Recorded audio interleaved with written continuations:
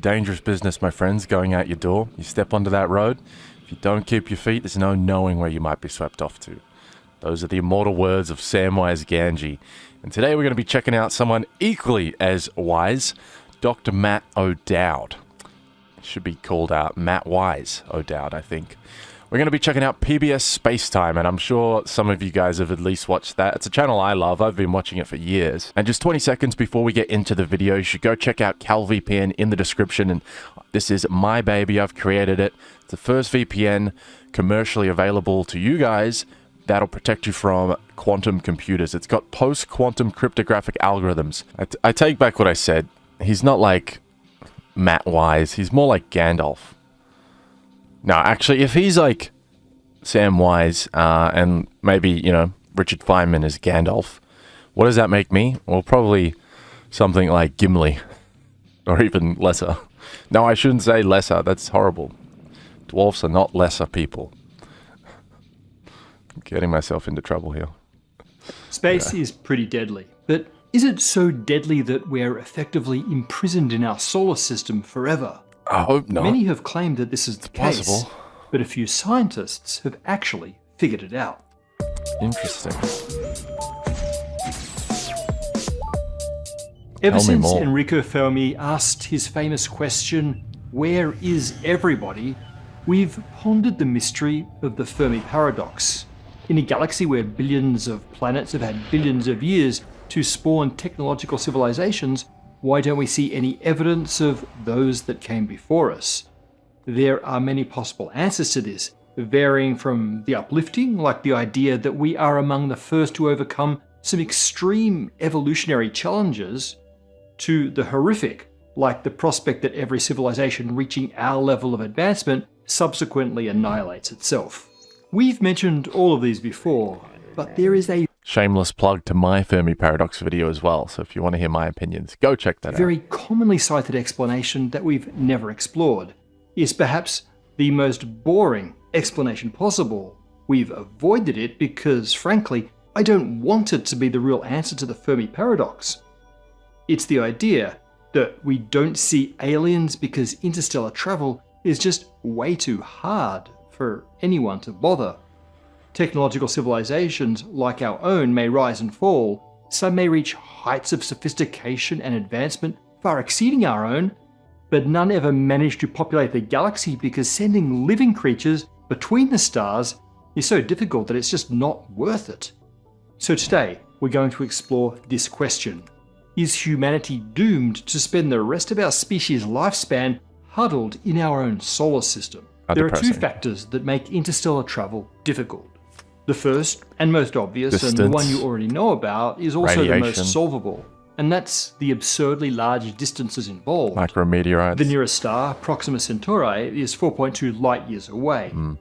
It would take the fastest spacecraft we've ever built, that's the 163 kilometers per second of the Parker Solar Probe, over 7,000 years to reach Proxima. Like the hatch door of when they were doing nuclear bomb testing, and it accidentally got like blown off this little hatch and launched into the atmosphere.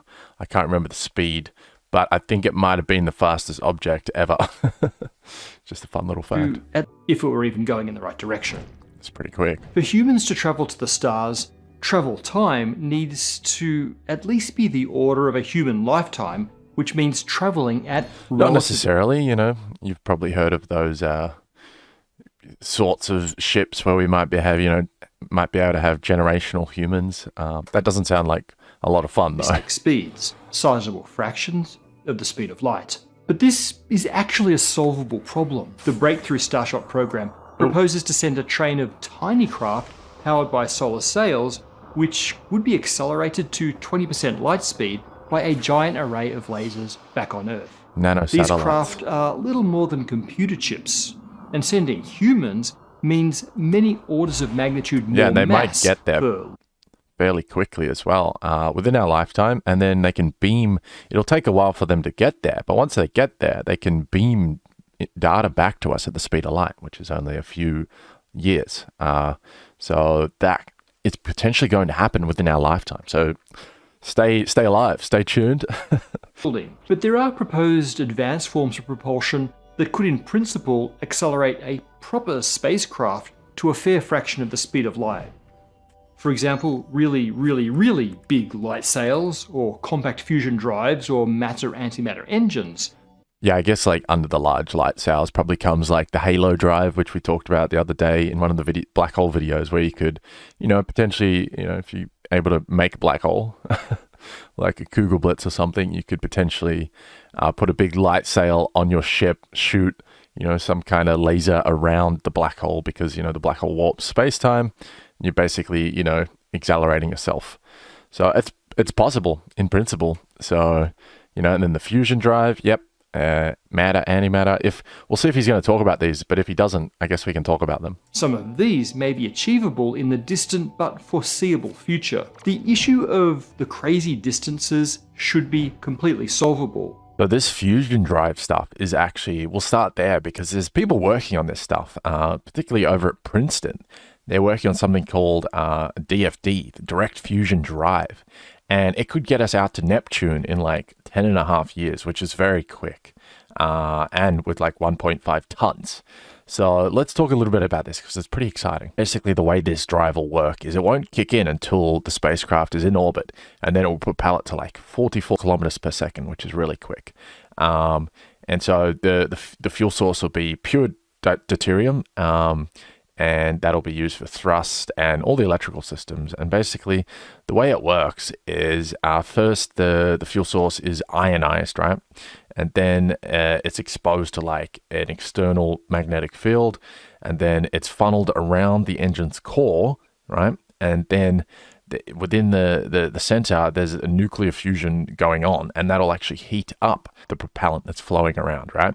And that propellant will then expand into a magnetic nozzle thing, and that's basically going to produce thrust. The reason why scientists are working on this is because it's basically the most feasible option for far space travel, and without it, we might not even be able to make the journey until, unless something, brand new emerges. Have you ever wondered why there's more matter than antimatter in the universe? Well, that's still a mystery. We don't know. But anyway, we can talk about these matter-antimatter engines, which I think are the most exciting. You've probably heard how when matter comes into contact with antimatter, they basically annihilate each other completely, and they leave behind other subatomic particles. So this might actually be the most efficient engine there is, because it's completely annihilating the mass and converting it into other forms of energy. And so that'll theoretically provide the most efficient engine. Might be wondering then, like, why haven't we created one of these? And the problem is antimatter. Like, there's not much of it around. So it's a real problem if we want to use it for our engine. There is a way to make it though. Atom smashers, like CERN. LHC, I've got my jumper on right now. You can create antimatter that way, but it's very hard to keep around because it just annihilates when it comes into contact with normal matter, and then it's gone. All these high energy particle accelerators only produce like 1 to 2 picograms of antiprotons a year. And a picogram is a trillionth of a gram. And so like that's enough to power a 100-watt light bulb for like 3 seconds. It's kind of a problem because you'd need tons of antiprotons for interstellar travel. So this might sound like something that's never going to happen and like an impossible engine, but you might actually be surprised to learn that we might only be a few decades away from actually having one. NASA back in 2000 announced like early designs and plans for an antimatter engine, and their report and study basically showed that you'd only need a millionth of a gram of antimatter for a 1-year trip to Mars. That's amazing. And to give you some perspective, one of these matter-antimatter engines would actually give you like 10 billion times more energy than typical chemical engines that, use hydrogen and oxygen, like the ones used in the space shuttle. And you'd get about 1,000 times more energy than a nuclear fission reactor, and about 300 times more than nuclear fusion. So you can see why this would be the best way to go for like, really far travel. And you could actually do this as well. Like, we've designed systems to use like magnetic confinement for the antimatter so it doesn't touch anything, otherwise. The solar sails are pretty simple. They basically harness light photons on a giant surface called a sail, right? And this surface is very reflective, like a mirror. And basically when photons hit it, a force is applied to the solar sail, which, propels it forward. And basically, you can also use a laser to do this. Basically, when the photons hit the reflective surface, a lot of them bounce off perpendicular, but some are absorbed by the mirror. And that, actually produces a bit of a negative effect, and that converts into thermal energy. And obviously, solar sails are completely dependent on the light source, right? The closer you are to the light, the more acceleration you're going to get because there's more photons hitting it. The further away you get, less acceleration. And if there's no light hitting it, well, the spacecraft will continue to, zoom through space, but it will lose speed. It'll slow down because space isn't a perfect vacuum. It might surprise you to learn that these solar-powered spacecrafts can actually travel faster than just the traditional rocket-powered spacecrafts, and that's because there's a constant light pressure on the light sail propelling it forward. You might have seen the news a few years back of Oumuamua and how some people thought it was aliens, and some people still do. It was going back and forth, like it's aliens, it's not aliens. I'm sure you guys all saw that. And Harvard professor of astrophysics, Avi Loeb, he's awesome. He still thinks it's aliens. And basically what happened, it came around the sun, an interstellar visitor, basically, and it was a very weird shape, like a cigar, and it was rolling end over end, and it went around the sun, and it seemed to gain too much speed, more than our calculations suggest it should. And so we're like, hang on a second, what's going on here? Some people thought it was melting and gaining speed that way, but I think where we're currently at is, like, it really could have been an alien solar sail. So yeah, like, obviously it's probably not, it's probably something completely natural, but it could have been. If it weren't for the second problem, which is that interstellar space wants to murder us. ISM is the official acronym, not interstellar murder, but the interstellar medium. The space between the stars in our galaxy is far from empty. Good one. It's filled with diffuse gas and dust grains. This stuff may be sparse, but at relativistic speeds, every molecule becomes a tiny bullet. Ooh. And that's to say nothing of cosmic rays, particles moving fast enough to kill us all on their own. This is the number one potential deal breaker for our future as a galactic species. Our glorious star-spanning future depends on the answer to a rather mundane question. Can a ship large enough to carry humans be adequately shielded from tiny particles without adding so much extra mass that accelerating such a ship becomes a practical impossibility? I think it's possible. And if the answer is no, then have we solved the Fermi paradox in the least interesting way possible? Is the answer to Enrico's Fermi question, where is everybody, simply, everybody stayed at home? To figure this out, Hopefully let's not. design the most plausible, crude interstellar mission we can imagine. We're going to send a starship to the Proxima Centauri system with the aim of getting them there in a single generation and hopefully alive. We'll be using a propulsion system that can accelerate us to 20% the speed of light. It doesn't matter which one. How Pretty far good. do we get before we're obliterated by tiny space junk? Well, at 0.2 C, an encounter with a grain of dust around a millimeter wide delivers a few 100 million joules of kinetic energy. It vaporizes our ship instantly. Do we not even make it out of our solar system? Well, maybe not. These sorts of micrometeorites are somewhat common within the solar system, leftovers from the formation of our planetary system. This impact probability is way too high to be acceptable. Speaking of micrometeorites, you might have seen the news lately that JWST was hit by some micrometeorites. And this was expected at a rate of like 1 per month. So it's had like 6 hits at the moment. And one of them was much bigger than we were anticipating. And so there's a lot of people that no one's really worried though, because these are expected. And the one that is a little worse than expected, everything still works great and better than expected. They're still unsure though if that bigger one was a rare event, which was predicted like once every few years. It's also possible that JWST might be more susceptible to micrometeorites than, we thought pre-launch, according to our models. So I think there's lots of people at NASA currently doing a lot of modeling to, try and figure out what's going on and if it's still going to be able to, sustain the 20-year expected lifetime. So hopefully, it doesn't keep getting hit by decently sized micrometeorites. But I guess we're going to find out. Micrometeoroid abundance drops dramatically as we leave the solar system. So maybe we punch straight up out of the solar system to avoid the much higher density of junk in the ecliptic plane.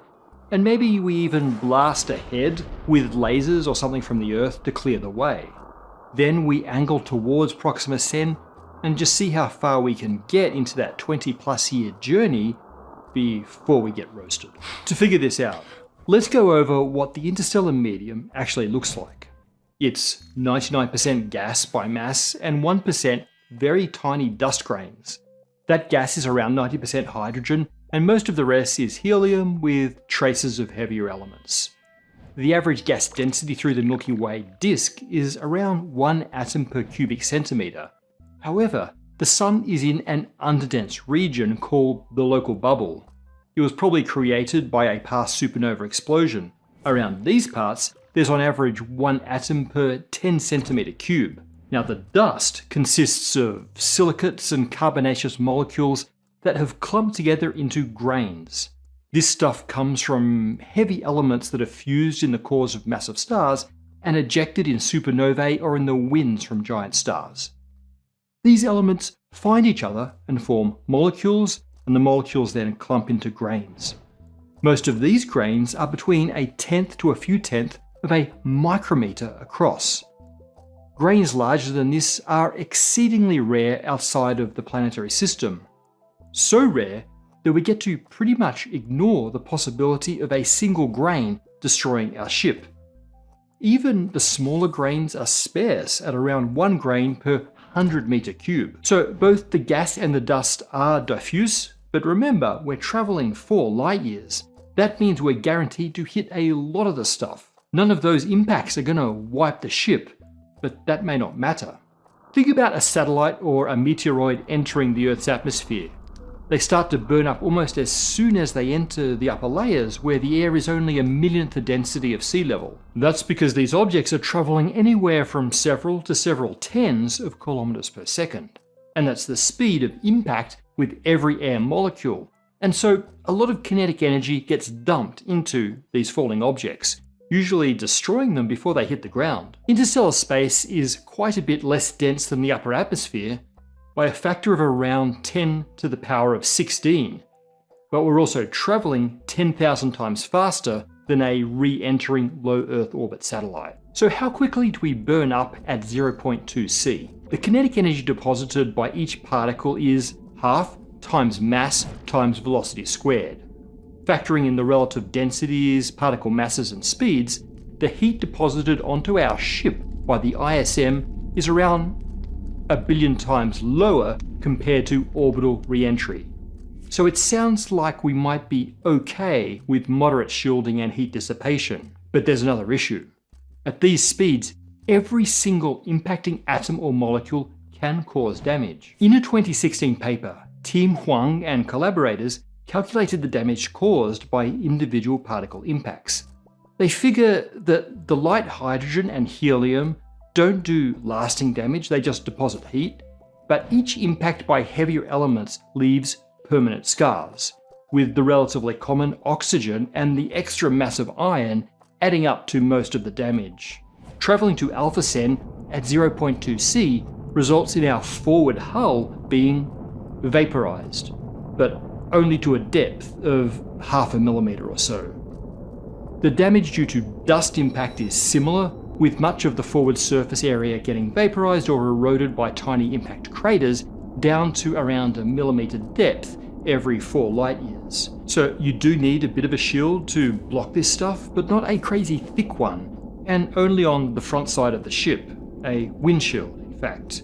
So we can minimize long and narrow as possible. The Huang paper wasn't actually focused on the viability of crewed missions, but rather on missions like Breakthrough Starshot, where the spaceship is a wafer-thin chip for which a millimeter ablation is significant. It turns out that for the sorts of missions that might possibly happen in our lifetimes, our entire payload could be destroyed by gas without at least some shielding. Okay, So far, interstellar travel is sounding plausible, at least in terms of the ship surviving the journey. Moderate shielding is sufficient for nearby stars, and the ability to repair shielding might get us to more distant parts of the galaxy. There are more advanced options for the latter, for example, deflection of grains by magnetic fields or a shielding mass moving in front of the ship. But to begin our interstellar adventure, we don't need anything too advanced. But there is a more subtle hazard, one that could result in our starship reaching its destination perfectly intact, but carrying a dead crew. That hazard is radiation. While the ship's hull will stop heavier elements in less than a millimeter, the hydrogen atoms can penetrate an order of magnitude deeper. Such atoms will be stripped of their electrons to become high-energy protons. In other words, they become radiation. In a 2006 paper, Oleg Semyonov calculated that the crew of an inadequately shielded ship at any relativistic speed would be subject to levels of radiation comparable to the core of a nuclear reactor. Needless to say, this is instantly lethal for any living organism. A titanium windshield a centimetre or two thick should be enough protection against this radiation at 20% C, as would a shield of water a metre thick, and that's perhaps the best option because you're carrying that water anyway. You also need an inner layer of lead or similar to block the secondary radiation.